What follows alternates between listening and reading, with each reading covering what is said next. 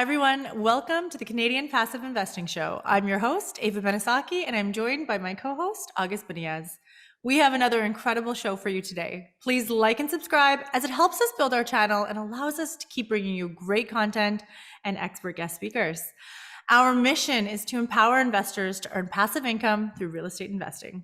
Really excited today as we're joined by Reed Goossens. A little bit about Reed. In 2012, Reed quit his job in Australia and moved halfway across the globe to the US to change his life and to chase a dream. With limited funds, no investing experience, and no credit, Reed went from purchasing a small duplex to growing his own real estate investing firm, Wildhorn Capital.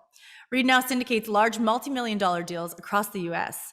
He has also achieved financial freedom and has taken control of life. Reed is also the host of the successful podcast, Investing in the US, where he invites other distinguished real estate investors and entrepreneurs to speak with him about their successes and help guide other investors who want to successfully invest in real estate. Now, August and I believe this interview with Reed will bring great value to international investors looking to take advantage of investing in the US multifamily real estate. But this show is also going to be very helpful for active investors, as they could pick up pointers from listening to Reed's story on how to build a real estate private equity company. So thank you so much for being here, Reed. Welcome, Reed.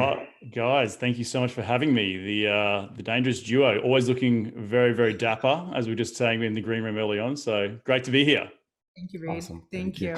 Now, Reed, we usually start asking our guests to start off with their story in real estate, but we wanted to take a step back and start with you immigrating to the US. As most know, the process of immigration to a new country can be very difficult, let alone becoming successful in that new land. So please start with why the US and your journey. Yeah, look, the US for me, it was really more of a ticking the box. I backpacked through the United States back in 2009. And I fell in love with New York City. I fell in love with a girl. So I actually had traveled here beforehand and had moved back to Australia, was sitting in a day job and just knowing that I wanted to do more with my life. And that's when the journey of real estate started. But the moving to the US story is really just about being curious. I wanted to live as an expat in New York City. I didn't want to just be a tourist. I wanted to live there. It was a city that was full of vibrance and life. And I just wanted to say, hey, I lived in New York City for a period of time. And the goal was really just to move here for a couple of years to be an expat, and then move back to Australia. And I'll say for your listeners, my background's in structural engineering. So I didn't have a job when I moved here. I had to come in on a tourist visa, and I went knocking to all the engineering firms around until they gave me a job. But I'm also very fortunate to be an Australian, because the reason I was able to move here was Australia and the US have a really great working visa for people who have a job like a structural engineer. And so it was, again, the goal was just to move here, chase a girl, chase a little bit of a dream, and then maybe move back to Australia after a couple of years. I'm now been here nearly 10 years later, and a lot of things have changed, but for the good. But that's really the start of coming to the US. Yeah, no, for sure. And when you talk about the US, I mean, the US does have a bit of a bad rap at times with their foreign policy and obviously, wars and things as such, and guns.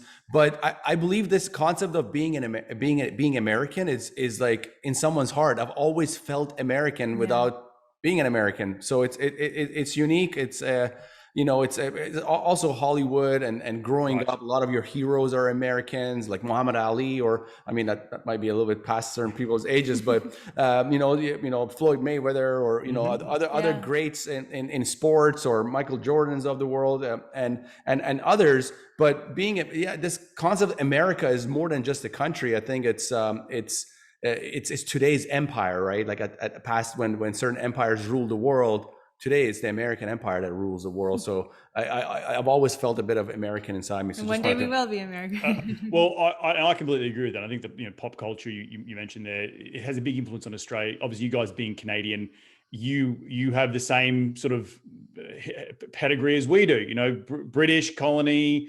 But you sort of have this sort of influence from the US. But you have a good sense of humor. You're a little bit more down to earth. But I understand what you mean in terms of the epicenter, or not the epicenter, but everyone has sort of an itch to scratch of wanting to come and make it in the US, you know what I mean, as an international person. So, and I know you two are both very familiar with that sort of feeling. Of course, of course. So you were chasing a girl, you're chasing a dream, but you're in this great country now, the US. Tell us about your start in real estate.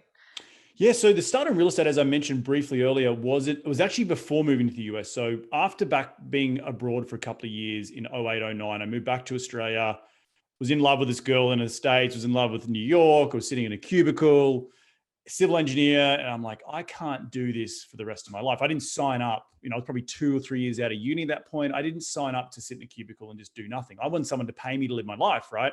So for me, I didn't even know what the word entrepreneurship meant. And this is again in 2009, 2010. I happened to stumble across the book, Rich Dad Poor Dad. And that was a sort of the planting of the seed to really help me see that I could be more than what I was doing. I already had all these internal feelings like, God, I don't want to be, I felt like a small cog in a big machine, right? I just didn't like that feeling. I couldn't quite pinpoint what I wanted to do, but that was the start of the fire within me to go and wanted to be my own boss. And for me, it was a bit of a self-realization that I needed to say, okay, well, to be an entrepreneur, what are you going to do? And being a civil engineer, being in the building and construction and doing stuff, not that I wasn't physically doing stuff with my hands, but designing stuff and having a mathematical brain, I was like, well, maybe real estate's the way to go because I'm already surrounded. Surrounded by developers. I just need to sort of take the blinkers off and realize the opportunity that maybe I'm standing on. So the bug actually was started in Australia. I was attending a lot of great, the only networking event in Australia, which was in Brisbane, which was my hometown, that was for real estate investors. I'd started the education process, was going to pull the trigger on like a fix and flip or some very entry level type of investment, but also had that itch to go and live abroad again. So I'd saved up a bunch of money from my civil engineering job. And I was going to do something in Australia, but ultimately I pulled the pin and I moved halfway across the world to chase a girl. So my first actual deal was in the US. So, and I'll shut up now and let you guys ask your question. No, tell us about that deal. Our next yeah. question is the transition into multifamily and a few other questions. But yeah, tell us about your start in real estate. Well, for me, understanding the power of networks, when I moved to the US, I quickly realized that I was already attending some really incredible conferences in Australia and rubbing shoulders with some really great investors in Australia. It wasn't huge, but then I realized I was in the New York City, and within 2 weeks of being fresh off the boat, I Googled on meetup.com, like real estate investing. And I went to this RIA, this Real Estate Investment Association in New York City, in Penn Station or above Penn Station in one of the towers. And there was 300 people there wanting to learn about real estate. And I was like, oh my gosh, like this is real estate on steroids. But I knew that if I was surrounding myself with people like that, like I did in Australia, I would eventually be able to do my first deal. And at this point, guys, I was sort of self-educating for about 2.5 years at that point. It was middle of 2012. Quickly did I realize that also in the United States here is there barriers to entry, not in the primary markets, not in New York, not in San Francisco, not in LA, but in these secondary and tertiary markets. Think of Buffalo and upstate New York or Syracuse. Were these very cheap, affordable places, like cheap enough to pay all cash. And I paid for my first property $38,000 for a triplex. Now, all your listeners in Canada will be going, like most Australians, going $38,000. Like nothing exists for $38,000, particularly a triplex. So for me, it was again this realization of, oh my God, there's everything so bloody cheap. And I couldn't get credit at the time. I didn't even know what credit was. So I had to buy all cash. So that money that I'd saved to do a deal in Australia, I bought a deal all cash myself. And the real impetus to that was trying to get, to get off the mark, because I was stuck in a book, riding on the subway. I was learning, but I was never going to take that next leap. Like I never was actually going to go and do it myself. And I needed to go back myself. I already moved halfway across the world. I'd already chased this girl, already got this job. That was all the hard stuff done. Now it was like, okay, that you're even pushing your boundaries for the last 6 months. Now go off and start building towards your future, which is you all wanted to be in real estate. So for me, that first deal was really not about knocking it out of the park. It was about getting off the starting blocks, because you don't get to deal number 10 without doing deal number 1. And that was the most important thing of getting that first deal done. Great advice. It's very important to kind of, get the ball rolling, get some traction, do a deal. Like, I mean, just like you said, it doesn't have to be a home run. But the great point that you also made is about lower point of entry that exists in the US, even though the US is the richest country in the world, over 300 million people living there. Still, the point of entry are a lot lower. People in Texas, they can buy a house for $200K, and some of those people make $100K a year. So a 2 year salary is buying up, a nice home. Yeah, and it's really great to hear where he started, because as August always says, you always hear people that are from zero to $500, and they're like, well, wait a second, how did you get there? So what happened? What is that story? What is that missing link? And we appreciate you share it. So now talk to us. Just kind of. I would like to know what in particular about multifamily excites you the most. When you started your journey. The thing was, it was the most multiple doors I could buy, right? And I looked at what I had in my bank account, I looked at what I could borrow, and the most doors I could buy was 3. So I was always trying to maximize my, always wanting to get into more. And actually, through a very good Canadian friend of mine, a very strategic conversation I had with him at the end of 2013, I bought the first one. I bought a second little duplex, and I was about to do a fix and flip in Philly. I was living in New York City, still working my day job. And he comes down, and I'm boasting to him, right? I'm going, mate, guess what? I've got 6 doors in Syracuse, and I got another one in Philly. Like, I am crushing it, right? thinking I'm crushing it. And in most people's world, that would be. Yes. But he then goes on to tell me, he's like, I just closed on a 70 unit deal. And I said, 70, like 70, like 70 units, 1, 2, 3, 4, 6, 69, 70. He's like, yes, 70 units. And he was doing exactly the same thing as I was doing on my triplex, going in, spending $5,000 to $10,000 a door, increasing the rents by $150 a month, but he was doing it at scale. And I was like, how the hell did you go do that? Well, he then went on to tell me about OPM, other people's money, syndication. We'll get into this in a little bit. He talked about getting a mentor. He talked about using seller carryback financing, all the things that I had been learning about in my books. But there's a guy, a friend who I didn't even know, had raised the bar, right? I was down here, like thinking I was doing really, really well. There's a new bar that was being set. So it was actually a Canadian doing multifamily in Canada that really got me started. So, at least start to push me, because at the same time, it was sort of like the kismet of it. I knew that I was getting to the end of my tether in terms of what I could lend. I could only lend so much. Like, that fix and flip in Philly was really going to tap me out in terms of what the bank was going to start to lend to me. So seeing someone else pool money together, go buy bigger deals, and continuing to push that ceiling. And the biggest thing was getting a mentor. That for me was just, okay, if Scotty can do it, why can't I do it? Incredible. Yeah. And a lot of times people look at multifamily and the advantages, because you're like, hey, if I do a triplex, it's taking this much time, and I have to, be concerned or spend all this time, managing or upgrading units. With multifamily, as long as got enough doors, you can bring on a third-party property manager who will actually do the renovation for you. The property management firm does it. Most property management firms across Canada do not do any renovations. So that's interesting about the US. And another interesting story, just want to say my personal story. I was in real estate. I've been in real estate for now 16 years. It wasn't until the 13th year where I learned about multifamily value-add, this concept. It didn't work really here in Canada. I learned about it in the US, but I fell in love with it. And the reason I didn't really, because the business I was in was always construction, ground-up development, single-family, multifamily. I was so hyper-focused on what I was doing and trying to scale in that business. But when I saw the possibilities that exist with multifamily and the U.S. market, blew it all out of the water. The rest is history. We're like, see you later, Canada real estate. We're coming to the U.S. right now. Yes. So when you first heard about this, I love that he said OPM, other people's money. Yes. This real estate syndication, or as we call it, real estate private equity concept. What did you take from that, and what is your business model looking like today from learning about all of the possibilities that exist with this concept of syndication? Yeah. So the best analogy, I've spoken a few times over some podcasts.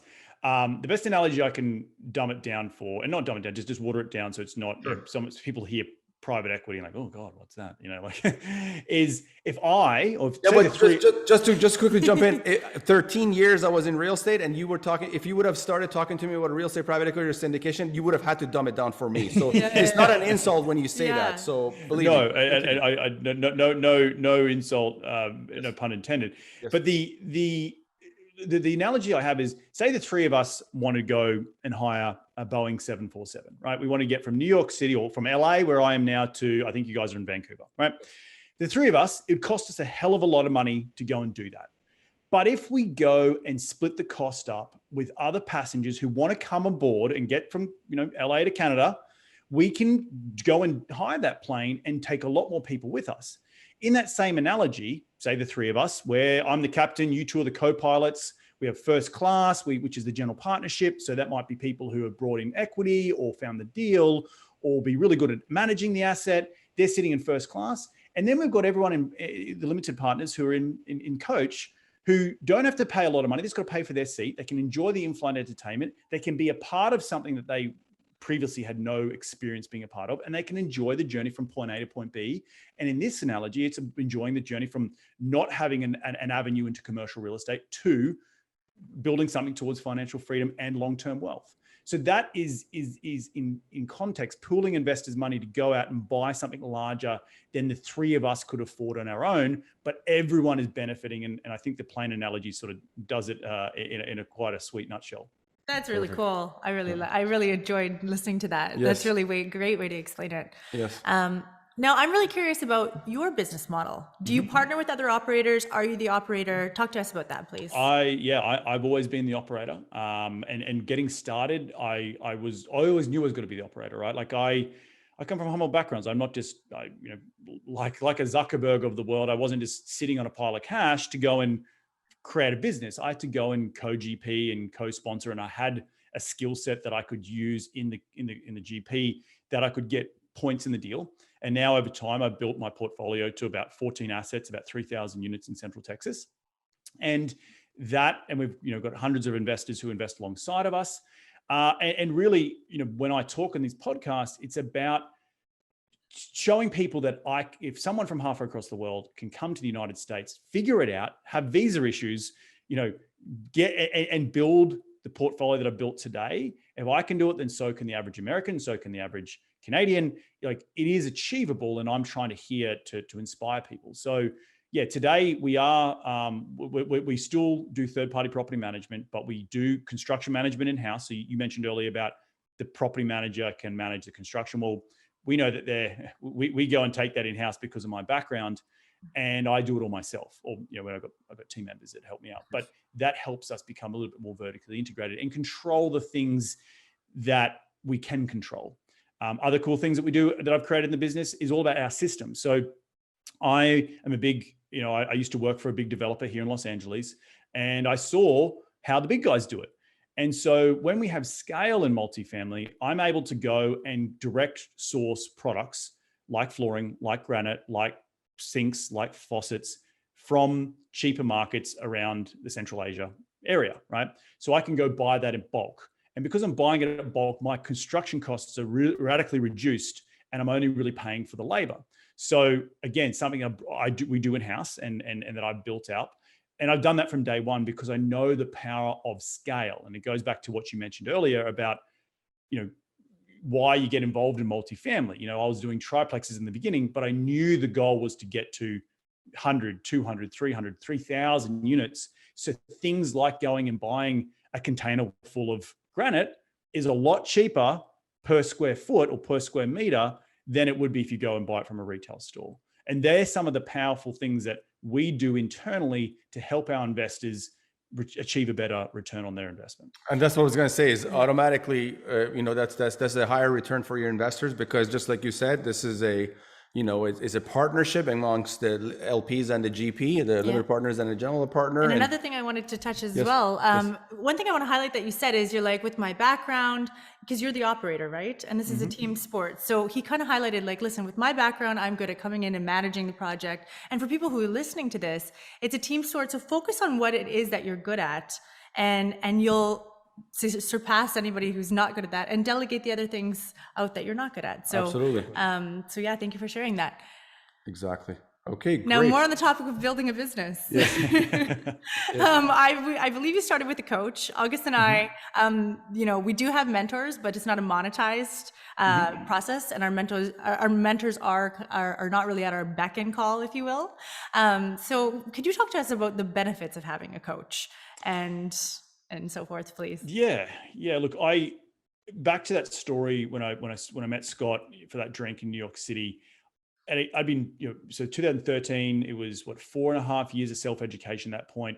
And even back before I bought that first deal, I was going to the seminars, I was going on the bus tours, and, people rushing up the back of the room to sign up for the next thing. Like, I always felt a little cheesy about signing up for a mentor. I thought, I just had this streak inside me that I want to educate myself, but I also want to go out and do it myself, because in the beginning, it was my money to lose, right? If something went wrong on that first property, well, it's mine. And I'm not going to go spend $20,000 on a mentor. I'm going to go and learn it myself. And I'm not going to be able to, again, get to deal number 10 without doing deal number 1. And I wanted to jump in the deep end.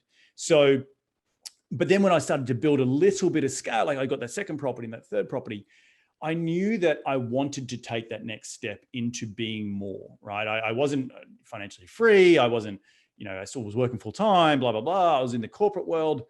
And that's when I sort of said, okay, well, maybe I need to, invest in myself. And that's really where talking to Scott, having someone else around me who's like, look, mentors are kind of valuable. It sort of just changed my mindset about what I perceive them as.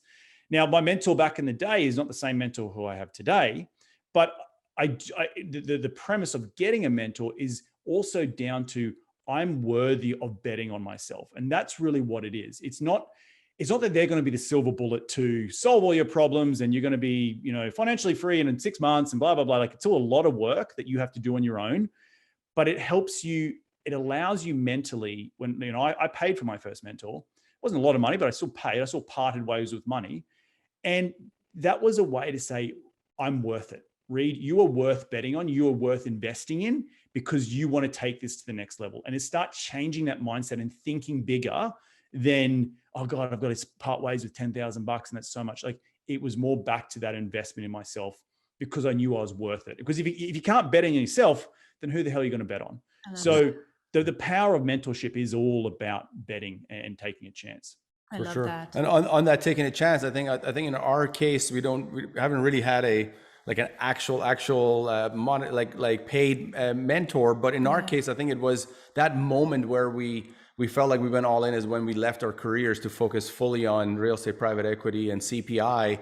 Fear, what our family and friends were thinking. Hey, you were a builder for 15 years and now you're doing what? Investing in the US. And you're not making any income to start off with that first until you get things rolling. Yes. But with that being said, I think it's really important. Even super successful people have coaches and mentors, right? So, you should always take that bet on, invest in yourself, like you said. And I love that. I love that analogy that you made. For sure. And as I mentioned earlier, my coach today is more mindset and a little bit more spiritual, not in the sense of woo-woo-ness, but just in more of the sense of self-awareness. Mm-hmm. And that's a different skill set I need today as I'm managing 3,000 units, as I'm being a leader, as I'm being a CEO, as I'm building out culture within my business. I need to be self-aware, because when I manage people, when I manage employees, it can't be, leadership is not my way or the highway. It is about surrounding yourself with quality 10s. I call them 10s, because they're 10 out of 10, that I can allow them to delegate. I can delegate, and that I know that they're going to go off and be empowered to make the right decision. And if I'm not in the headspace mentally, if I don't come from the self-awareness that I should as a true leader, that's going to be the failure of my business today. Now, it was different back in the day when you got to learn, you're getting started, you need to learn all the tricks and trades of the business. But as I grow into where I'm today and how I'm going to see the business in 10, 15 years time, like being self-aware, being down to earth, and approaching that from a CEO mindset is really, really important. And thus I have to have the right type of coach or mentor in my court. And that's really great. And that leads me to my next question is, maybe you could talk to us about team building and the art of delegation. What is your hiring process? And do you feel comfortable delegating tasks and projects, and how do you decide what tasks Well, and projects to delegate? Well, you bring on a very good question, a very good point. And I am the first one to raise my hand that I've been identified as a solo entrepreneur that doesn't like to give anything up, right? My engineer's like, no, I've got to control every single piece of it because it won't be done as well as I want to do it. And in the beginning, when we didn't bring on our first employee till 2 years ago, and we were at nearly over about 1,800 units. So now I had 1099s, and we'll talk a little bit about that. But the reason when you get started, like you guys just mentioned, you're starting a business. You need a partner that gets it. You're probably not going to eat for a little while. It's going to be a little bit lumpy in terms of your income, but that's the bet you have to make on yourself again when we're in a startup mode. And so when you're in startup mode, guess what else you're doing? You're wearing all the hats. You're wearing the CEO hat. You're wearing the CFO hat. You're underwriting deals. You're managing deals. You're getting out and kicking the tires with the GC. You're ordering product from China. Like, you're doing everything in the business because you need to do it well. And you'll get it to a point where it's good enough to then you can delegate to someone else. And I remember my first delegation was actually when I was still working full time, and it all came down to underwriting deals. I had a system that I'd set up myself about how to underwrite. I taught myself how to underwrite deals, but I was still working full time. I didn't have enough time in the day to just, I wanted to also be sane and be physically, healthy and have a roof over my head and make sure I had a relationship with my wife, all those things that you want to have that keep you, fulfilled in life. So I went out and I said, okay, my time is worth, I don't know, $1,000 an hour. I'm just make up a number.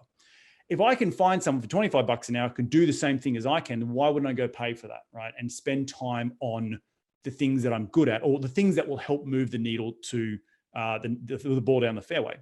And I hired 2 kids, 2 undergrads from USC to be underwriters. I taught them everything, and they went off and started underwriting deals in certain markets. And this is back in the day. And again, it was a really good lesson of me learning how to set up systems. So yes, I knew how to underwrite a deal, but how do I articulate that well to someone else who doesn't know how to underwrite a deal as well as I do? How do I get them to think like me? There's a process there. How do you develop that process? That takes time. That takes repetition. The second thing is like, okay, well, how do I lead and empower them to make the right decisions, right? So you're going to go off and they're going to have to talk to brokers. They're going to have to shake the tree and see what fruit falls off. And then they're going to have to come back and present to me. And all that things are letting go. And that's just the very basic of where we are today, where I started, all the way through to where I am today, where I have a big team around me. I have my property manager, I have my lawyer, I have my CFO, I have my bookkeeper, I have my general contractor, I have my business partners, we have full-time employees, I've got a personal assistant. All these things start from realizing what's your time best spent on, and what things you can shed to someone else by paying, $20, $30 an hour. Yeah, no, Incredible. very well said. And for me to quickly jump in here on those 2 main points, the mindset and the art of delegation, that's a conversation we actually have with our investors. The mindset, we always talk about time freedom. What does time freedom mean? And what does that entail? Because, at the end of the day, we're all, chasing time. It's, have enough time to do fun things you want, Yes. enough time left over. I can talk all day long about time freedom, but the art of delegation, again, the delegating, I mean, people look at people like Elon Musk, and he's got 3 or 4 different superb companies and world-changing companies, because he's not only that he's a genius, but it's also the fact that he's a master delegator. So when I have that conversation, after the conversation about the mindset, I talk about the art of delegation with our investors, is that your journey of investing in real estate, at least a part of it in a well-diversified portfolio, is delegating the multifamily part of it to us, with the investor still receiving the majority of the profits, and then the GP receiving a portion. So just wanted to kind of attach that concept to the idea of investors. Amazing. And I love that. And then going back to the mindset and what I keep quoting what Reed said, but I really like some of the points he's making is this art of delegation. You mentioned spend more time with your wife, have a strong relationship, and take care of your health. You mentioned those 2 things. And I love that he pointed that out, because a lot of people are like, oh, I delegate so I can succeed at this part just for my business. But life isn't just about business. It is about these other beautiful things in life. So I'm glad that you mentioned those as well. Now, with your expertise, your knowledge, you're a superstar. I would really love for you, Author, the book right back there yeah, behind him. which I left a review on. Thank you very much. You're very welcome. But Reed, what is your advice, okay, to busy professionals looking to start investing passively in real estate? I think the advice is, and I took, my dad used to say this to me back in the day, a fool and their money are easily parted. So don't be a fool. And what does that mean? It means you have to spend some point in time, even though you're busy, to learn about what you're going to invest your family's money in. And it takes a bit of time. You might have to carve out an hour here or there, but listen to podcasts, read books, educate yourself. And it doesn't have to be real estate. It could be whatever you want to invest in. It could be crypto for all I know. It could be gold. Be knowledgeable before you go and pull the trigger. Now, there will come a point, like all of us, that you'll build up that knowledge, but you'll still maybe have some anxiety around pulling that trigger. That is where you have to surround yourself with people who you can look to, mentors, people like yourself, people like myself, in the space. They're experts in the space that have built a business in, and you want to go partner with them. And that is the perfect synergy of both me and you as operators, partnering with people who know what they want and know where to invest their money. So education is really, really, really key. Amazing. Incredible advice. Last point before we get to Yes. the next section of our show. Obviously, with your background from Australia, with us being located in Canada, our group CPI Capital partners with Canadian investors and US investors, but with Canadian investors to acquire US multifamily, and we've created a tax efficient structure to allow Canadians to invest and be relieved from double taxation. Do you service international or Australian investors to invest with you in your projects? Yes, I do. Yeah, we have a handful of, or more than a handful. We do. And part of actually a chapter in the book is all about how you get set up as an international investor here in the United States. So you can, avoid taxation, but also you're set up legally. So you can invest not only in my deals, but in your deals and Tom, Dick and Harry's deals. You can invest wherever you want. So I come from more of the premise of helping those people set up so they can invest in multiple deals, not just mine. So they are successful for the long term. Diversification. Great. Awesome. Very nice. Okay, cool. All right, our next segment of the show, Reed, it's just the 10 championship round. It's to Love it. financial freedom. So I'm going to go ahead, ask your first question, whatever comes top to mind. Okay. Who was the most influential person in your life? Would be my parents, for sure. Yeah, parents. What is the number one book you recommend? I really like the book Key Person of Influence by Dan Priestley. I think that's an Australian author. Definitely get your hands on it. It's changed my mind about how to do what we do now in certain platforms and certain industries, and leveraging yourself as a business, because people will invest in you and me, my Reed Goossens, because they trust me, right? So I have to be a key person of influence in my space. Very good. If you had the opportunity to travel back in time, what advice would you give your younger self? I think the advice would be enjoy the journey, right? It would be, I know when I first moved to the United States at 24, I had no idea 10 years later at 35 or 34 that I'd be talking to you guys on a podcast about, building a massive brand and all this stuff. And that's probably proof that the next 10 years are going to be even better, right? And so letting go of the future and just know that it will work out.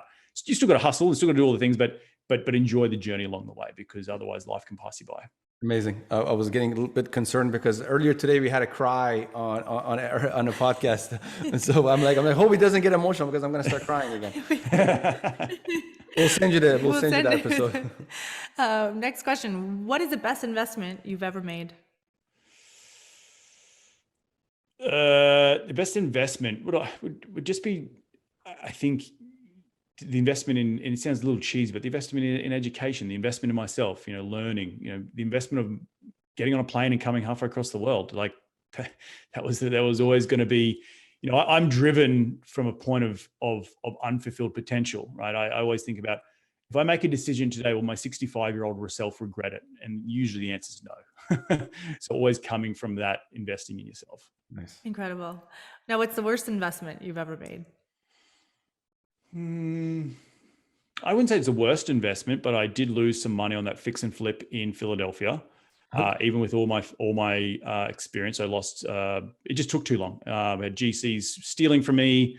We had to fire them. We had to bring on not closing up walls before it had been signed off by the city for plumbing and for HVAC. So reopening up walls, and time eats away at your profits when you're in the fix and flip business. So something that I thought was going to take 6 months ended up taking 18 months, and there goes a bunch of profit along with it. So learn from our mistakes. Mm-hmm. Now, how much would you need in the bank to retire today? What's your number, if you will?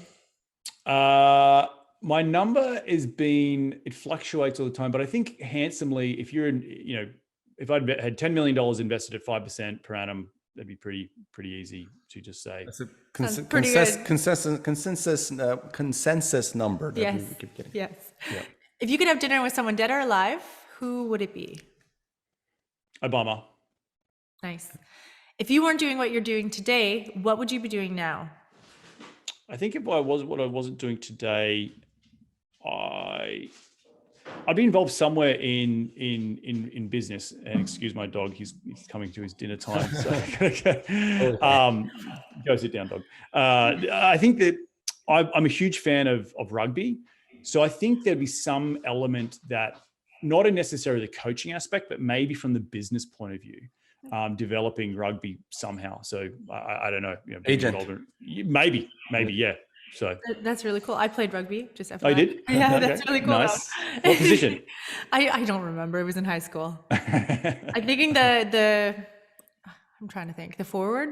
Yeah, okay. One of the forwards. One of the forwards, yeah. You're a fast runner. I'm a fast runner, so that's Okay. Book smarts or street smarts? Book. Okay. Last question. If you had $1 million cash and you had to make one investment today, what would it be? Investment in more full-time employees. Nice. Yeah.